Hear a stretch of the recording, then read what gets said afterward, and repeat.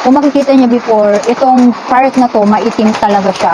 At saka dito sa noo, maitim talaga siya mga mima. Okay? Tapos, ang dumadami siya before, hindi pa ako gumagamit nito.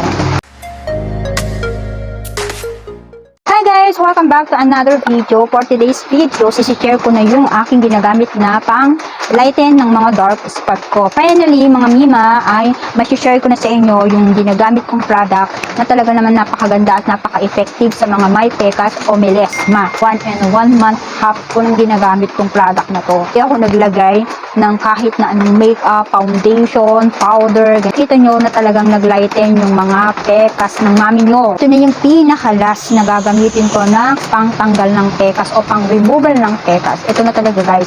Ito pag hindi pa talaga nag-work ito sa pekas ko, hindi na ako gagamit ng kahit na anong product. So sa TikTok ko lang ito nabili mga mi. So ilalagay ko yan sa aking description box. Itong product na to sa Shopee at saka sa TikTok ko mga mina. I-check nyo yan sa aking description box. Ito yung sikinang hindi pa kanasabi ko sa inyo. Ito yung ginawan ko ng short video na bago kong skincare na ginagamit na talagang effective siya sa mga pekas ko, mga sis. Kung may pekas kasi ka din na hindi mag-lighten at kahit anong gamitin mong product ay hindi pa rin mawala-wala. I-try mo to. Sikinang. So hindi sponsor to. Binili ko to ng 299 pesos pero may kasama siyang ganito. So, binili ko to ng naka-sale siya tapos meron siyang shipping na 48 pesos in PS kasi ngayon seller nito ay from Davao pa. Malayo yung pinanggalingan itong product na to. Ito yung benefits ni Kinang.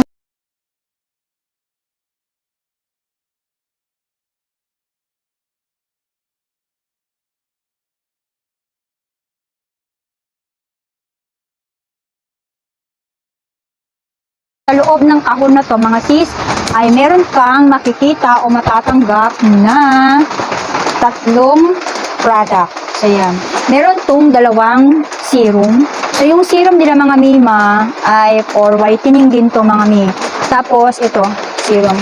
Ayan yung matatanggap mo pag bumili ka, pag nag-avail ka nito. At saka meron siyang free na sunblock. Una guys, yung binili ko na unang binili ko sa kanila is yung itong sunblock. Kaya napabili ulit ako. Nung nakita ko to, kung natotoo siya, may feedback eh. Kaya napabudol ako. Meron akong reviews na nabasa doon o napanood doon na talagang naglighten yung mga pekas nila or dark spot. Kaya napabudol din ako mga sis. Kaya hindi pwedeng hindi ko siya i-try. Sabi ko. Kaya in-order ko siya kahit na alam kong matagal dumating. Mga 1 week, yung first order ko 1 week bago ko siya natanggap. Pero ito, nung pag-order ko nito, siguro nasa 4 days or 3 days na lang siya nung natanggap ko siya. Kasi galing pa siyang Davao mga sis, Davao pa siya. Tapos, pag wala kang free shipping, ang babayaran mo ay nasa 117 pesos. Kaya pag order ka nito, dapat yung may free shipping kahit nasa 48 to 60 na yung shipping, pwede na yun mga mi. Mura na yun kesa sa 100 plus. So, yun na nga. Paano siya gamitin? Okay, so as you can see mga mima, yung mga pekas ko is naglighten na talaga siya. So, ayan. Diba? Makikita nyo before, kung lagi na kayo nanonood dito sa mga videos ko, kung makikita nyo before, itong part na to, maitim talaga siya. At saka dito sa noo, maitim talaga siya mga mima. Okay? Tapos, ang dumadami siya before, hindi pa ako gumagamit dito. Dumadami. May nakapansin din kasi na parang dumadami yung pekas ko, nagkakaroon ako ng madaming pekas. So, that time na yun, napanood ko naman to at na-try ko nga itong sunblock nila. Kaya, order ulit ako sa seller, sa shop nila ulit. So, yun na ngayon nangyari mga mima. So, after ng matagal ko pa siyang ginamit, nasa 1 month and half ko na siyang ginagamit kasi ubos na itong ubos na siya. So, yung trabaho nito mga sis ay talagang pinapalitin niya yung pekas mo. Pinapaputi niya yung mukha mo. And yung may mga acne, mga pimples nyo, yung po pwede din doon mga sis. Tapos meron pa naman natira ditong isang serum. So matagal ko pa siyang gagamitin. So ipakita ko lang sa inyo yung itsura niya.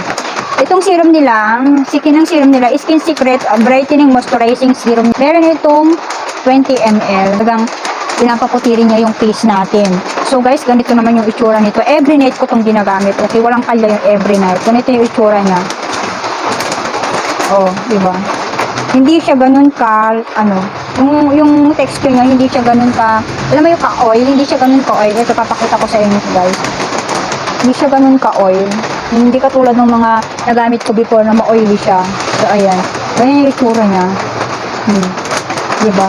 Tapos, hindi siya ganun ka-absorb agad. Sa experience ko mga sis, hindi siya ganun ka-absorb. Medyo mga 1 minute bago siya ma-absorb. Kaya naman ang ginagawa ko ay minamassage ko siya. And then, pupunta ako sa may electric, malitututok ko siya para matuyo siya. And then yun guys, itong product naman na to, yung serum nila, medyo may pagkamalagkit din siya mga sis. Yun yung hindi ko nagustuhan dito sa product na to, malagkit siya. Pero carry lang yung lagkit niya mga mi, kasi ang ginagawa ko, pinapatungan ko siya ng polvo para hindi siya ganun kalagkit. So yan, kahit sa sunscreen nila, malagkit yung sunscreen nila mga sis. Tapos, pag hindi mo siya nilagyan ng polvo, ang nangyayari, super oily ng mukha ko. Tapos malagkit siya. Ayoko yung ganung atake ng product. Ayoko mga mi. Kung matagal ka na dito, ayoko talaga. Buti na lang ay ginagamitan ko siya, pinapatungan ko siya ng polvo. Nawawala yung pagkamalagkit niya. So yun guys, ginagamit ko siya every night. Every night lang din siya gamitin ha. Pagkalinis nyo yung face nyo, pagkatapos nyo maligo, pwede nyo siyang gamitin. Tapos, ang next ko naman na ginagamit ay cream. Itong si cream naman ay Skin Secret Whitening Moisturizing Spot Cream. So, ito ay whitening and moisturizing and spot cream. So, yung mga spot mo, kunwari yung mga, yung mga itim-itim mo sa mukha. So, papa-whiten nun. Itong si cream nito. Tapos, meron siyang kasamang moisturizing. So, yun guys. Ito, meron din siyang pagkamalagkit. Nung unang mga sis, hindi ko siya ginamit kasi malagkit siya. Grabe. Nung hindi ko pa siya pinupolbahan paggabi, ang lagkit niya. Tapos, makati dito sa gilid.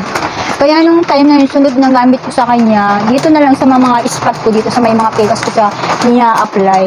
Dito, and dito. Hindi ko na nilalagay dito kasi medyo may pagkamakati siya. Tapos, pero nung pang second day naman na mga sis, nilagyan ko na din siya ng polvo, pinatungan ko na din siya ng polvo.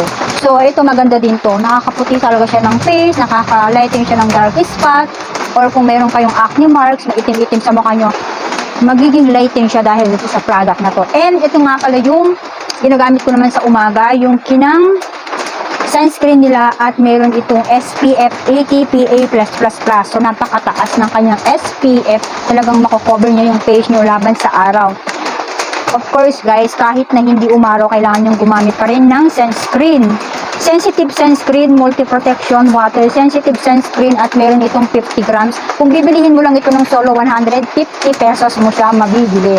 So, ito yung unang-unang binili ko. Pero guys, bumili ulit ako. Ito, si Kinang. Tatlo na yung ganito ko, yung isa nandun sa loob. Hindi ko makita kung nasaan banda. Kaya tatlo na yung ginagamit ko. Ito, kararating lang na ito kahapon. At meron pa akong isang binili na whitening sunscreen. Spray naman siya guys. Spray siya. Whitening din siya. Bumuli ulit ako kasi na-try ko na talagang effective siya sa akin.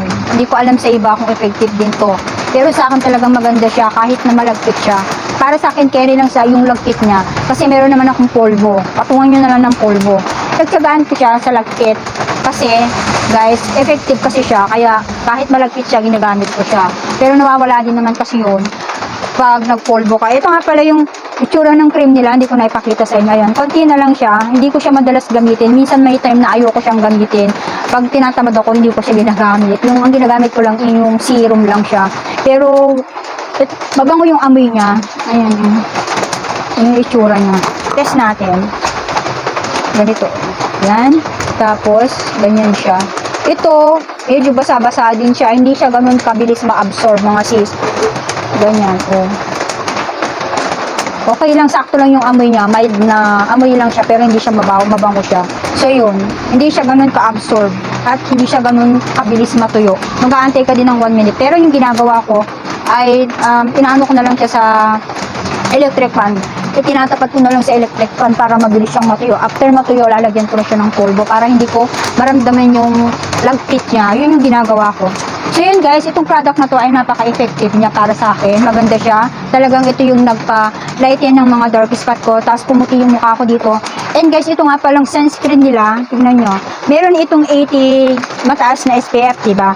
Ito kahit hindi ka na mag-reapply. Ito yung nagustuhan ko dito sa sunscreen nila. Kahit hindi ka mag-reapply, okay lang kasi mataas naman yung kanya SPF. At saka, kasi may mga sunscreen na mag-reapply ka every 2 hours. Kailangan mong mag-reapply. Ito naman yung nagustuhan ko sa kanya, kaya nagpabili ako ng 3 piraso. Kasi hindi mo na kailangan mag-reapply. Kasi tamad ako mag-reapply mga sis. Pag naglagay na ako ng sunblock, kailangan hanggang hapon na yon. So, yun ang nagpabudol dito sa akin. Yung hindi mo na kailangan ng mag-reapply. Wait lang, umitin yung akin. So, So, yun. Pakita ko naman yung itsura niya. So, ito naman, yung gamit ko ngayon. Ito siya ngayon. Ayan yung ginamit ko. Nakakaputi siya ng mukha. And, hindi ako nag-breakout dito sa product na to. Hindi ako nagkaroon ng mga pimples. Ang ganda nitong product na to, mga sis. Kahit na kalagkit. So, ito yung kanyang itsura, oh. Di ba hindi siya watery? Hindi dumudulas yung, yung product. Maganda siya kasi nakakaputi siya. Nakaka-press, nakaka-glow siya ng face. Tapos, parang ang puti ng mukha mo. Talagang maganda yung kanyang atake, guys. Ganyan siya, oh. Maputi siya sa mukha, mga mima. Napakaganda niya sa mukha. Magiging fresh ka dito sa sunscreen nila. Yan yung gamit ko ngayon, eh. Ayun, hindi ako naglalagay ng foundation. So, ayang itong sunscreen ni Kinang, yun na lang yung ginagamit ko. Pag nagbablog ako, hindi na ako gumamit ng makeup. So, yun. Di ba, ang laki na pinagbago niya before. Talagang kung napapush siya niya talaga, napalighting talaga niya yung mga dark spot ko. Ayun, oh. Before, talagang maitim na yan, mga sis. Tapos, meron pa akong ginagamit, yung kalamansi. Talagang binababad ko siya. O, binababad ko siya bago ako maligo ng hapon. Siguro mga 10 minutes gano'n sa mukha ko. Pero ngayon, hindi na ako gumagamit. Kasi, tinamad na din ako. Pero yun yung ginagamit ko. Pinagsasabay ko sila, mga So, yun. So, ayan yung atake niya. Perfect siya sa akin. Paka-effective niya sa mga may dark spot. Kung may itim na yung mga dark spot nyo, gumamit na kayo ng Kinang. So, sa Kinang, talaga mapapakinang niya yung mga dark spot nyo. So, yan mga sis. Tiga-tiga lang. So, madami pa naman to. Tapos, pumili ulit ako ng isang ito. Paka-perfect na sunscreen. Tapos, meron pa rin ako magagamit na, magagamit na serum. So, yun. So, yun na yung ating video for today. Sana nagustuhan nyo. Please don't forget to subscribe, like, and share. Bye!